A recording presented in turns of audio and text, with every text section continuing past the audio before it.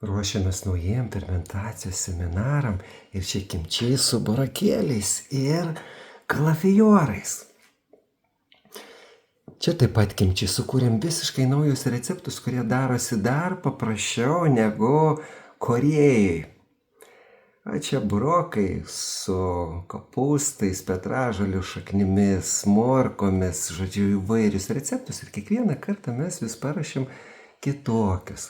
Ir čia matom su Briuselio kopūstais, su smidrais, saliero kotais, moliūgais, morkomis, avinžirniais fermentuotais. Žodžiu, kiekvieną kartą vis naujos daržovės kiekvienam. Aš čia su česnakėliais, burokėliais, fantastiškos fermentuotos salotos. Fermentuotos salotos padės atstatyti mikrobiomą, pagerins žarnyno veiklą. Gausi daug gerųjų bakterijų.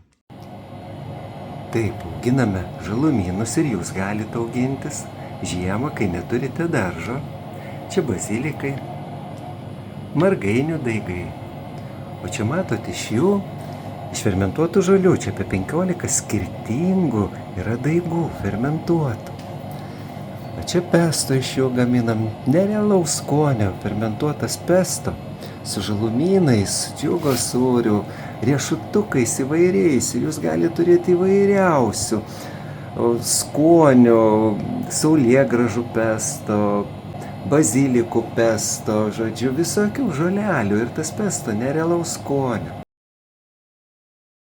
Kaip daryti uogienės fermentuotas? Mes sukūrėm naują receptą, nereikia jų virti. Iš vyšnių, braškių, sausmedžių, iš visko galite daryti uogienės. Va štai čia yra, o toliau giros. Ir iš jų darom giras arba limonadus fermentuotus. Ir turėti gerą, naudingą produktą savo sveikatai, žarnynui, virškinimo sistemai. Seminarams čia grūdai fermentuoti ir čia kepsniukai. Štai kokie gražuoliai. Grūdus būtinai yra fermentuoti. Ir kepam ant sviesto. Kviečiam į seminarus. Štai verdam siurbytę iš augintų daržovių, salierų kotų, morkų, burokų, petražolių šaknų, pastarnokų. Bus ypatinga siurbytė. Ruošiame seminarams ir kviečiam. Kepame ir žirnių, fermentuotų žirnių kepsnius nerealaus skonio. Čia sėklos fermentuotos su kokosais ir su avižų kefyru, pagamintų iš 38 bakterijų. Ir čia avižų kisielius fermentuotas su uogomis, su vyšnėmis.